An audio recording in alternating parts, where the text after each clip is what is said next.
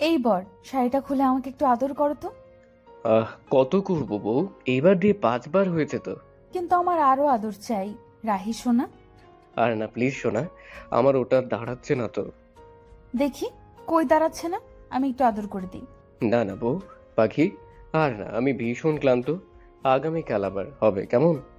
না না না, আমার এক্ষুনি আদর চাই, নয়তো আমি কান্না করব। রাহি কিছু না বলে চুপচাপ পাশ ফিরে শুয়ে পড়ে, চোখ দুটো বন্ধ করে ফেলে। কিছুক্ষণ পর নেহার ফোপানোর শব্দ শুনে রাহি বাধ্য হয়ে চোখটা মেলে পাশ ফিরে নেহার দিকে তাকায়। তারপর, নেহা যান, তুমি বুঝতে পারছো না কেন? রাত অনেক হয়েছে, এবার তো ঘুমাও। না না না, আমার আদর চাই। আদর না পেলে আমি ঘুমাবো না। বাচ্চাদের মতো করো না তো, হয় ঘুমাও নয়তো কান্না বন্ধ করে আমাকে ঘুমোতে দাও। সকাল হলেই তো তোমাদের ওখান থেকে মেহমান আসবে, তাদের তো আপ্যায়ন করতে হবে আমার। কুত্তা, আমি কাঁদছি আর তুই হাবিজাবি ভাবছিস? ওর তাড়াতাড়ি, নয়তো এক্ষুনি তোকে লাথি দিয়ে বিছানা থেকে ফেলে দিব।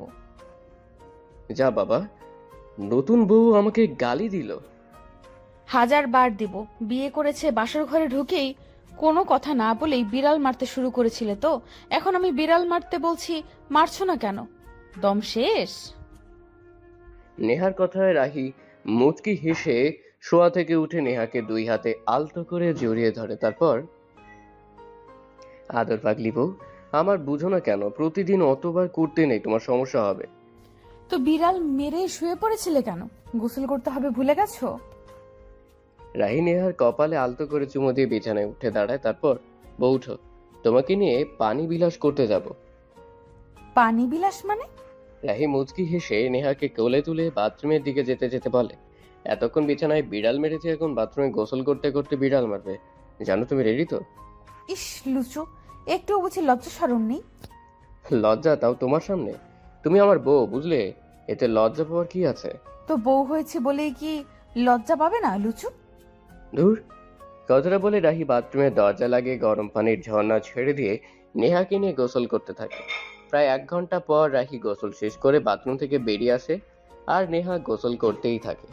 রাহি কাপড় পরে নিয়ে মুচকি হাসতে হাসতে ভাবতে থাকে নেহাকে কিভাবে বই বিয়ে করে। পার্কের সামনে 1 ঘন্টা হলো রাহি দাঁড়িয়ে আছে, নেহার আসার কোনো নামগন্ধ নেই। ও আপনাদের বলে রাখি, নেহা রাহির গার্লফ্রেন্ড প্লাস রাহি বন্ধুর বোন। প্রায় আরো 10 মিনিট অপেক্ষা করার পর নেহা এসে হাজির হয় রাহির সামনে। রাহি কিছু বিরক্তি নিয়ে বলে, ওই হবু বউ পাখি, তোমার আসতে সব সময় দেরি হয় কেন বলো তো? থুর জানু, আর বলো না। ভাইয়া সব সময় আমার উপর কাউয়ার মতো নজর রাখে। নিজে তো আমার বান্ধবীর সাথে জমিয়ে প্রেম করে, আর তোমার সাথে আমাকে প্রেম করতে দেয় না। হিংসে বুঝলে হালাক তো। আমি হেল্প করেছিলাম, আরো কিনা আমায় তাই বাধা দেয়। বাদ দাও তো জানু, চলো যাই, আর চুটিয়ে তোমায় আদর করব। রাহি মুচকি হেসে নেহাকে নিয়ে পার্কের ভেতরের একটা বেঞ্চে গিয়ে বসে। রাহি নেহার কোলে মাথা রেখে শুয়ে আছে, আর নেহা বাদামের খোসা ছাড়িয়ে রাহির মুখে তুলে দিতে দিতে হঠাৎ নেহার চোখ আটকে যায় একটা কুঁড়ে ঘরের দিকে, যেখান থেকে নেহার ভাই আর ওর বান্ধবী বের হয়ে সোজা ওদের দিকে আসতে থাকে। নেহা ঘৃণায় চোখ নামিয়ে নিয়ে রাহিকে ওর কোল থেকে তুলে দেয়। তারপর, রাহি দেখো, ভাইয়া কতটা নিচে নেমে গিয়েছে, আমার বান্ধবীকে নিয়ে ওই কুঁড়ে ঘরের থেকে বের হলো। রাহি নেহার কথায় সামনে তাকিয়ে চোখটা নামিয়ে নেয়। এদিকে নেহার ভাই রাহি আর নেহাকে দেখে তেড়ে আসে ওদের দিকে। তারপর যেই রাহিকে মারতে যাবে অমনি নেহা ওর ভাইকে আটকায়। বাধা পেয়ে নেহার ভাই গর্জে ওঠে, শালা বিশ্বাসঘাতক, তুই আমার বোনের সাথে ফুর্তি করতে পার্কে নিয়ে এসেছিস? তোকে তো আমি... ভাইয়া ওই মুখে নোংরা কথা বলবে না, আর বলবেই বা কেন? নিজের চরিত্রই যে ঠিক নেই। কি বলতে চাচ্ছিস তুই? আমি নিজে দেখেছি, তুমি আমার বান্ধবীকে নিয়ে ওই কুঁড়ে ঘর থেকে বের হয়ে এলে। এখন এটাও কি বলবো? কুঁড়ে ঘরে তোমরা কি করছিলে? নেহার ভাই নেহার কথা শুনে চুপসে যায়, মাথাটা নামিয়ে ফেলে।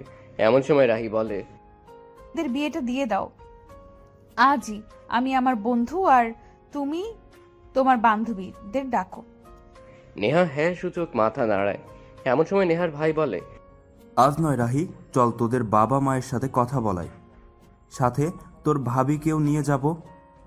আমরা দুই বন্ধু একসাথে বিয়ে করব। নেহা রাহি হ্যাঁ সূচক মাথা নাড়িয়ে পার্কে থেকে বেরিয়ে আসে। তারপর আর কি, 4 পরিবারকে 4 জন মানিয়ে যে যার হয়ে যায়। এদিকে নেহা বাথরুম থেকে বের হয়ে রাহিকে চিন্তায় মগ্ন থাকতে দেখে একটা ধাক্কা মারতেই রাহির ঘোর কেটে যায়। এই বর, এইভাবে গভীর মনোযোগ দিয়ে কি ভাবছিলে শুনি? কি আর ভাববো, ভাবছিলাম সেই দিনকার পার্কের ঘটনা। তোমার ভাইয়ের লজ্জামাখা মুখটা এখনো চোখে ভাসছে। নেহা রাহির গালে ঠাস করে একটা থাপ্পড় মারতেই রাহির মুখ থেকে হাসি উধাও হয়ে যায়। চেয়ে থাকে নেহার দিকে। তখন নেহা বলে ওঠে, কুত্তা, ওইসব অতীত ভাবতে কে বলেছে শুনি? এখন থেকে শুধু বর্তমান ভাববে, বুঝলে? রাহি হ্যাঁ সূচক মাথা নাড়িয়ে নেহাকে ওর বাহু ডোরে টেনে নিয়ে নেহার চুলের মাঝে নাম ডুবিয়ে দিয়ে জ্ঞান নিতে নিতে বলে, নেহা গোসল করার পর তোমাকে আরো দারুণ লাগছে। ইচ্ছে করছে আরেকবার আদর করি তোমায়। না, এখন আর না, আবার আগামীকাল, বুঝলে বর? এখন ভালো ছেলের মতো ঘুমিয়ে পড়ো। কথাটা বলে নেহা রাহির বাহু থেকে সরতে নেবে অমনি রাহি নেহাকে শক্ত করে চেপে ধরে বলে, বউ এভাবে আমার কোলে থাকো না, তোমাকে কোলে নিয়ে থাকতে আমার দারুণ লাগছে। নেহা মুচকি হেসে রাহির নাক টেনে বলে, ওই বর, চলো না আমরা ব্যালকনিতে যাই। আজকের চারটা মনে হচ্ছে খুব সুন্দর উঠেছে। রাহি বিছানা থেকে উঠে আবারও নেহাকে কোলে তুলে নিয়ে চলে যায় ব্যালকনিতে। তারপর রাহি চেয়ারে বসে নেহাকে ওর কোলের উপর বসিয়ে চাঁদটার দিকে তাকায়। এমন সময় নেহা বলে ওঠে, রাহি, আজকের চারটা দেখতে এত ভালো লাগছে কেন আমার? ধুর কি যে বলো না, চাঁদটা দেখতে আমার খুব বিরক্ত আর কুৎসিত লাগছে। নেহা ভ্রু নাচিয়ে কিছুটা রাগী গলায় বলে, কি বললে? হ্যাঁ ঠিকই বলেছি, যে চাঁদটা দেখছো সেই চাঁদের নিজস্ব কোনো আলো নেই।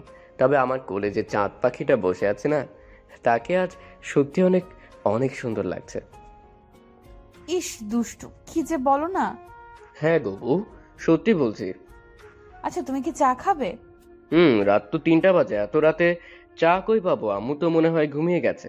থুর, জানো আমি থাকতে শাশুড়ি আম্মুকে কেন চা বানাতে হবে? এত রাতে কিচেনে যাবে, ভয় করবে না তোমার? আমি একা যাব নাকি? তুমিও যাবে। আমি চা বানাবো আর তুমি আমার পেছন থেকে জড়িয়ে ধরে থাকবে।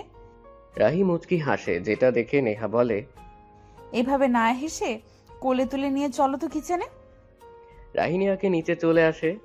কিচেনে নেহা চা বানানোর জন্য পানি চুলোয় তুলে দিয়ে আদা কাটতে থাকে, আর রাহি নেহার কোমর জড়িয়ে ধরে দাঁড়িয়ে থাকে। এমন সময় কারো পায়ের শব্দ শুনে দ্রুত রাহি নেহা ছেড়ে দিয়ে কিছুটা দূরে দাঁড়ায়। আরে, এ কি বাবা আর নেহামা, তোমরা কিচেনে এত রাতে কি করছো? আসলে আম্মু, রাহি চা খাবে, তাই চা বানাতে এসেছি। রাহির আম্মু নেহার কথা শুনে দ্রুত রাহির কানটা টেনে ধরে বলে, হতচ্ছাড়া, তোর কি আক্কেল জ্ঞান কোনো কিছুই হবে না? এত রাতে আমার পরীর মতো বৌমাকে নিয়ে এসেছিস চা বানানোর জন্য? না মানে আম্মু। চুপ, আজ প্রথম বলে ছেড়ে দিলাম, আর যেন না দেখি। নেহামা, এই বাদরকে একদম মাথায় চড়াবে না। আম্মু তুমি যাও, ঘুমাও, আমার চা বানানো হয়ে গেছে। রাহির আম্মু কিচেন থেকে চলে যেতেই রাহি আবারও নেহাকে জড়িয়ে ধরে, আর নেহা রাহির মাথায় গাঁটটা মেরে বলে, ওই কুত্তা, আম্মু আসছে বলে আমার কোমর ছাড়তে হবে তোমার? লজ্জা করে তো বউ। রুমে চলো, তোমার জন্য খুব বড় শাস্তি অপেক্ষা করছে। তোমার দেওয়া সব শাস্তি আমি মাথা পেতে নিব জানো। তাই বুঝি? হ্যাঁ বউ পাখি। রাহি নেহাকে আরেকটু শক্ত করে জড়িয়ে ধরে বলে, আমিও তোমাকে খুব ভালোবাসি বউ পাখি।